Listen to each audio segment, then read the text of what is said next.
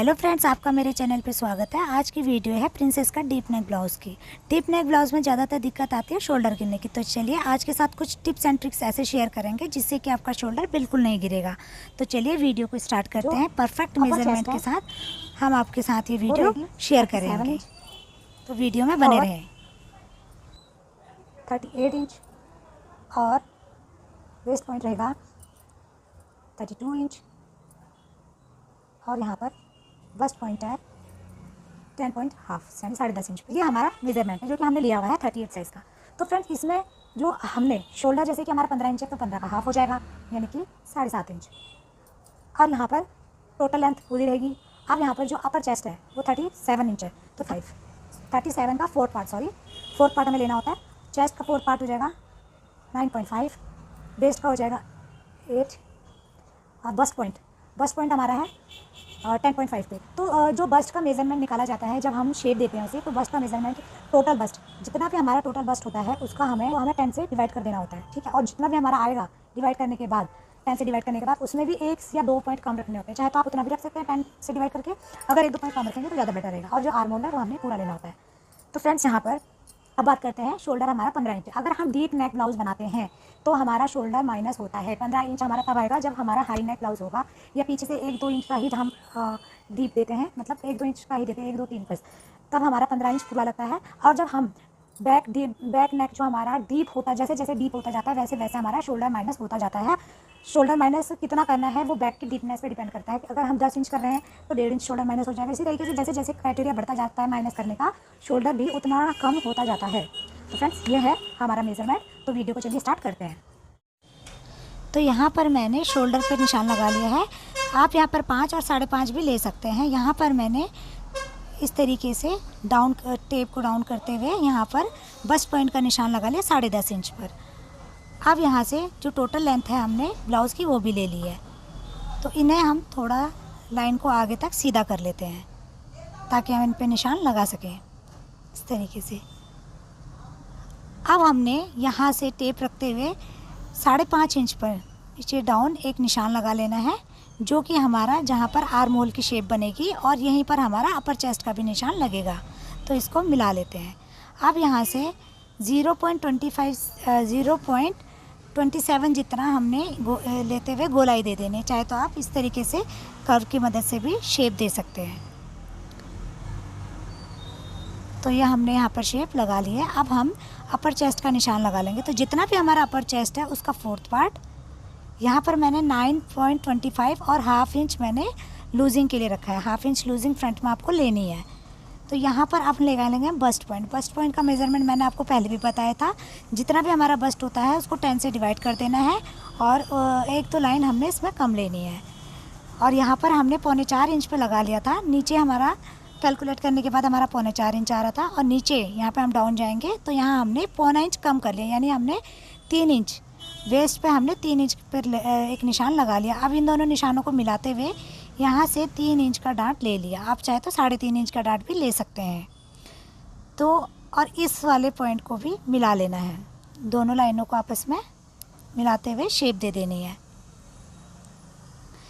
Shape जितनी अच्छी होगी कटिंग भी उतनी ही अच्छी होती है। तो यहाँ से आप हम नापेंगे और यहाँ इस वाली लाइन पे हमने 0.25 जितना हमने बढ़ाना होता है उस लाइन पर, ठीक है। और यहाँ पे जितना था उतना ही हमने इस वाली लाइन को, दोनों लाइनों को बराबर कर लेना है।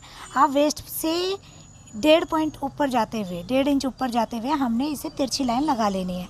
तो ये जो लाइन है और उधर वाली लाइन को भी हमने तिरछा मिला लेना है। अब यहाँ से मेज़रमेंट रखते हुए जो भी हमारा वेस्ट है वहाँ पर हमने फोर्थ पार्ट पर निशान लगा लेना है, ठीक है। ध्यान रहेगी ऊपर वाली लाइन पे निशान लगाना है, नीचे वाली पे नहीं।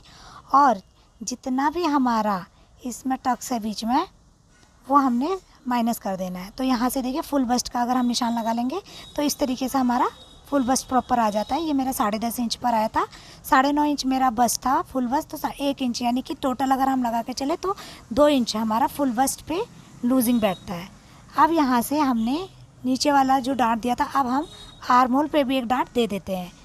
इस तरीके से हम मेज़रमेंट लगाते हुए और इस वाले डांट से 1 इंच आगे बढ़ाते हुए, क्योंकि हमने शोल्डर पर आर्म होल पे 1 इंच की डांट देनी है। तो 1 इंच का गैप रखते हुए हमने डाट देना है और इस तरीके से इसे शेप बना देना है। अब यहाँ से ये वाली लाइन जितनी भी है दूसरी लाइन को भी उतना ही आगे बढ़ा लेना है। जहाँ पर भी वो आ रहा है वहाँ पर एक निशान लगा लेना है।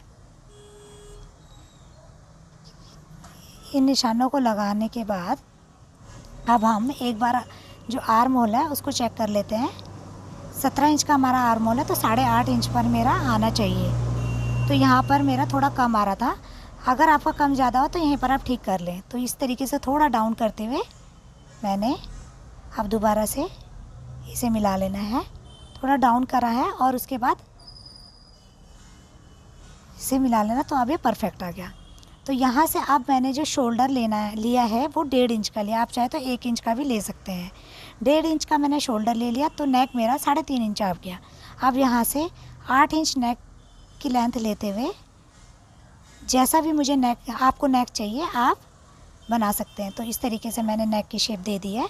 अब हम इसे कटिंग कर लेते हैं। तो चलिए सारे पेपर को कटिंग कर लेते हैं। अभी जो आर्म होल की तरफ से रफली कटिंग करनी है, एकदम परफेक्ट जैसा शेप दिया वहाँ पे नहीं करना है। तो यहाँ पर हम इस डार्ट को निकाल लेते हैं।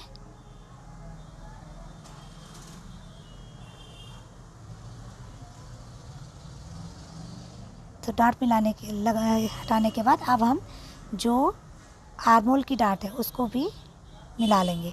इस तरीके से पहले हम इसे शेप देंगे। ये देखिए, अब ये देखिए पहले वाले डार्ट में और इधर वाले डार्ट में ये थोड़ा सा हमें यहाँ पर इसको शेप देनी होती है, इसलिए शुरू में ही हमें आर्म होल को परफेक्ट नहीं काटना होता। अब ये कटेगा। तो ये देखिए डार्ट को अलग कर लेते हैं। आप पहले ही वहाँ पर आर्म होल को शेप ना दें, इस तरीके से करें तो ही शेप दें। ये देखिए अब हम इन्हें मिला लेते हैं तो ये हमारा परफेक्ट आया। यहाँ पर हमने टेप से इसे क्लोज़ कर लिया है। अब क्लोज़ करने के बाद एक बार चेक कर लेते हैं कि आर्म होल कितना है।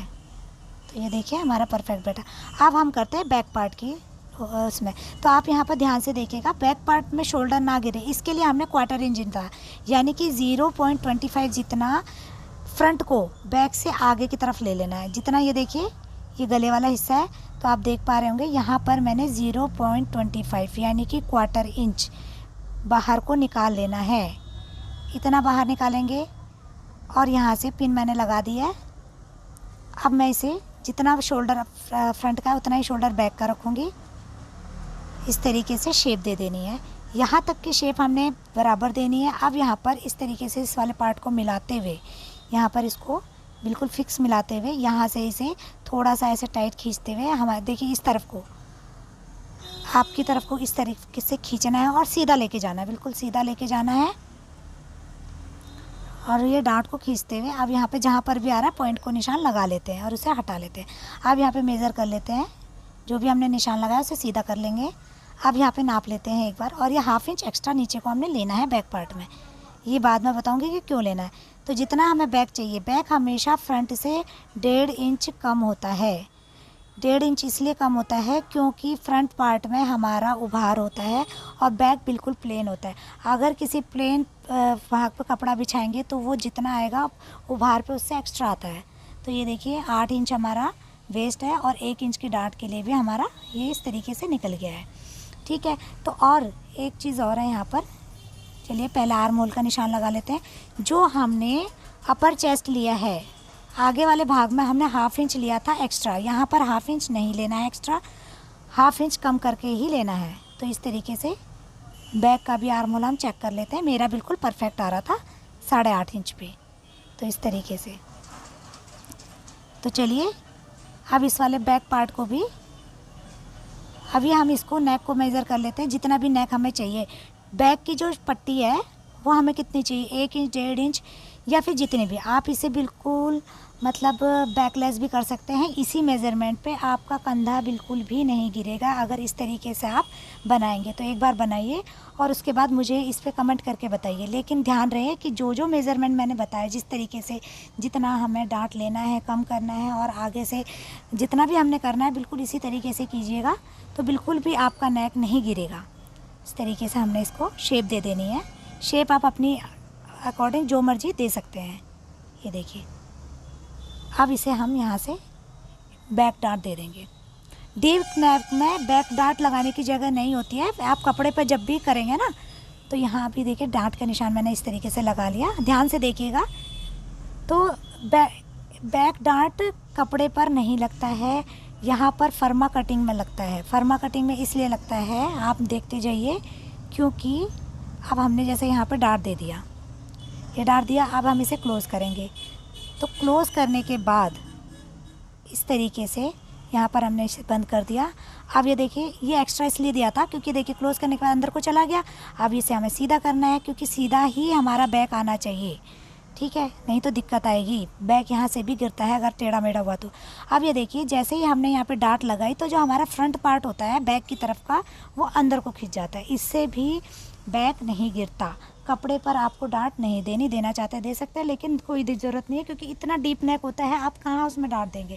तो फर्मे पे कटिंग होती है डार्ट की। तो इन सब चीज़ों को आप ध्यान रखिएगा। तो फ्रेंड्स, अगर आपको हमारी वीडियो अच्छी लगती है तो वीडियो को लाइक कीजिए। और इस तरीके से जैसा आप इसमें देखिए डोरी लगाना है, मैंने तो 1-1.5 इंच लिया था, आप डोरी लगाना चाहें तो डोरी भी लगा सकते हैं।